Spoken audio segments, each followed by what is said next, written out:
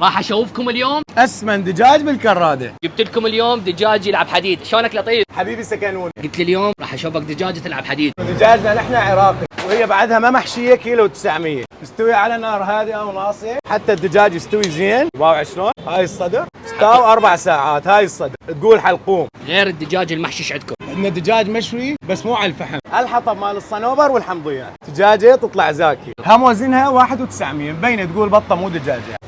3 ساعات يلا تكمل. الدجاجه الدمه عندهم. احنا العراقيين حتى لو محشيه تمن هم الريد جواها تمن. اول شيء تمن المنديل مدخن بالفحم، ثاني شيء برغل بالشعريه، كاسه مرقه، وهسه النمنويات شوفها على الميز. هاي الدجاجه عالتمن وطرشي وثوميه واكيد ماعون السوق بالاجنحه ب 17 ديليفري وتوصيل، وهذا صح بألف. بس اطيب لبن ممكن تجربوه. بسم الله.